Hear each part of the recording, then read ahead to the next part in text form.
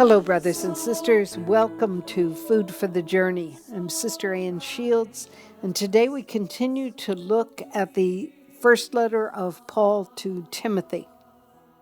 Beloved, I am writing you, although I hope to visit you soon. But if I should be delayed, you should know how to behave in the household of God, which is the church of the living God, the pillar and foundation of truth. Undeniably great is the mystery of devotion. How devoted are you to God? You see, we express our devotion to God, not just by going to Mass, not just by attending this or that function or holy hours. Yes, of course we show devotion to God, but in those ways. But particularly, we show devotion to God by what's in our heart. Am I just doing exterior actions and my heart is far away? Then it bears no fruit. So the real test of my devotion is what's in my heart. Do I love Him? Do I seek to honor Him in my thoughts, my words, my actions? That's true devotion. He goes on to say, great is the mystery of devotion, who was manifested in the flesh, vindicated in the spirit, seen by angels, proclaimed to the Gentiles, believed in throughout the world, taken up in glory. We are devoted to a person. We're not devoted to a religion. We're devoted to a person, deeply devoted. You know, you'll often see people caring for aged parents, and you'll say they're devoted to their parents or they're devoted to their mother or father. That means they're putting them before themselves. They're willing to sacrifice to make sure that they're cared for appropriately. That's a good use of the word devoted. Well, are we devoted to God? Is He first in our thoughts? In our thoughts, our words, our actions. Is He first? That's the mark of true devotion. Psalm 111, how great are the works of the Lord. How great are the works of the Lord. They are. And I will give thanks to the Lord with all my heart in the company and assembly of the just. Great are the works of the Lord, exquisite in all their delights. Majesty and glory are His work. His justice endures forever.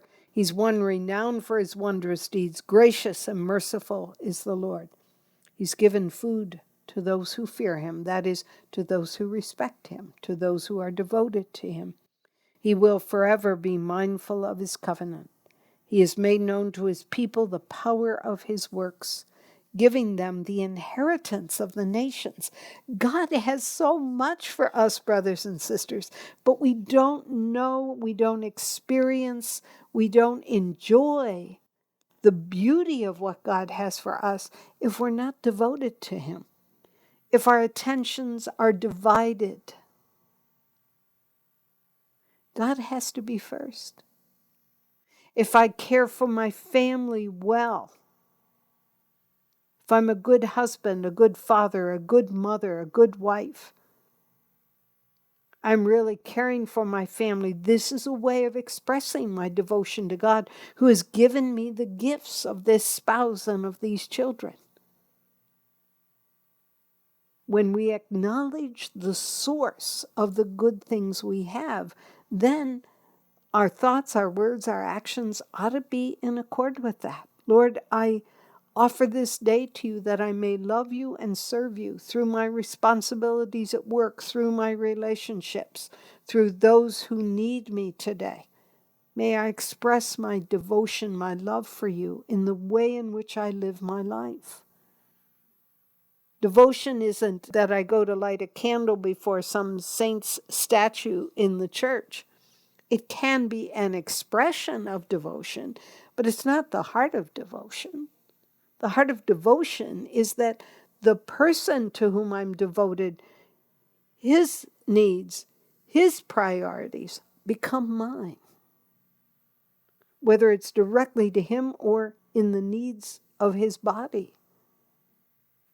Am I devoted? Would someone truly call me a devoted follower of Jesus Christ? Does my life reflect that? These are questions, brothers and sisters, that we desperately need to ask. In this year of the new evangelization, this is the basis whereby our service in the new evangelization bears fruit. The new evangelization is not a program, it's a way of life. It's what should mark your life from now to the end of your life on this earth. I am a bearer of the good news of Jesus Christ. Do my thoughts, my words, my actions proclaim that or not? That's what changes hearts. That's what causes people to convert, is they see the fruit in your life. So true devotion to God is essential for a Christian. We look at the Gospel of Luke, chapter 7, verses 31 to 35. Jesus said to the crowds, "To what shall I compare the people of this generation? What are they like? They are like children who sit in the marketplace and call to one another, 'We played the flute for you, but you did not dance. We sang a dirge, but you did not weep.'" Brothers and sisters, how many hours do we idle away, fritter away our time seeking to be amused, seeking to be entertained? Think about that. I'm not saying that some relaxation isn't absolutely necessary. Of course it is. But what do we do in that time to relax? Is it something that builds us and encourages us and refreshes us and energizes us? Is it just mindless, frankly, mindless garbage that we hear on TV or the internet? Most of it. Not all of it, but most of it. What are you doing? What are you doing with your life? These are the kinds of questions we really need to ask ourselves every day, because we get into patterns, we get into habits, and we don't even recognize anymore that what I'm thinking or what I'm saying or what I'm doing or what I'm allowing myself to be entertained by is not the mark of a Christian. It's a mark of a pagan. Oh, well, I have to have a little fun. I can hear people saying there are all kinds of ways to have fun that draw you closer to God, that refresh you personally and invigorate you and inspire you. I'm all for something good and fun. I'm all for something humorous and delightful. Absolutely. But some of what passes for humor on television today is sick. It's sick. Every sitcom I have ever seen in some way denigrates especially the man, the husband, the father, tries to make a fool out of him. Why are you allowing that garbage into your head? Maybe funny, ha ha, funny. But what does it do to the soul? What does it do to the mind and the heart? Take a long look at what you're allowing into your life, what you're allowing into your mind, into your spirit, and those of your children. It doesn't mean you have to be a sentinel on guard 24/7, but it does mean you need to make some decisions about what we watch, what we listen to, what we allow to, quote, entertain us. Let's look at Luke chapter 7 again, verses 31 to 35. Jesus said to the crowds, "To what shall I compare the people of this generation? What are they like? They are like children who sit in the marketplace and call to one another, 'We played the flute for you, but you did not dance. We sang a dirge, but you did not weep.' For John the Baptist came neither eating food nor drinking wine, and you said he's possessed by a demon. The Son of Man came eating and drinking, and you said, look, he is a glutton and a drunkard, a friend of tax collectors and sinners. Brothers and sisters, do you see that in both of those examples, John the Baptist and Jesus, John the Baptist came neither eating nor drinking food and drinking wine, and you said he's possessed by a demon. You could not discern rightly. And Jesus comes eating and drinking, and you say, look, he's a glutton and a drunkard. What does that say? It says that whatever man does, you want the opposite. It says that we are a people who don't have the right standards of judgment, and we can't have them without the work of the Holy Spirit. We will make wrong decisions. We will make wrong judgments, just like the people did with John the Baptist and with Jesus. And brothers and sisters, we can do that in our own time. We need from the Holy Spirit the gift of discernment.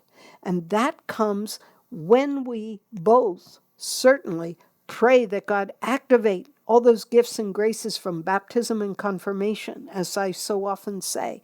Pray for that daily, but also begin to be the doorkeeper on what you allow into your mind, into your thinking. What are you listening to? What are you reading? What are you gossiping about? What are you allowing other people to talk to you about? Doesn't mean you have to shut everybody off and shut everybody down, but you do have to put some kind of a sieve there so that you can strain out what is evil and keep what is good. Otherwise, brothers and sisters, we could make major errors in not recognizing one of the disciples of Jesus like John the Baptist was. We could make an error, and it could be serious. Recognize those who come from God. And we could also not recognize Jesus himself when he comes. If our minds are dulled, if we're not really thinking clearly, if we allow garbage in, how do we expect to be able to discern the good, the true, and the beautiful? We can't. We can't. You can't jump out of the garbage into some kind of audience with the Pope. You can't jump out of the garbage bin into that. You have to change. I'm talking externals now. You have to change so that you are properly attired to meet someone who is famous or well-known. Well, so it is, brothers and sisters, in our own hearts. If we're going to be able to discern what the Lord is asking of us, what he calls us to, how are we going to discern it if our minds are filled with filth? We have to take a very active role. We have to be a watch guard right at the door of our mind and our mouth. And I really urge you to look at this seriously in your own life. God bless you.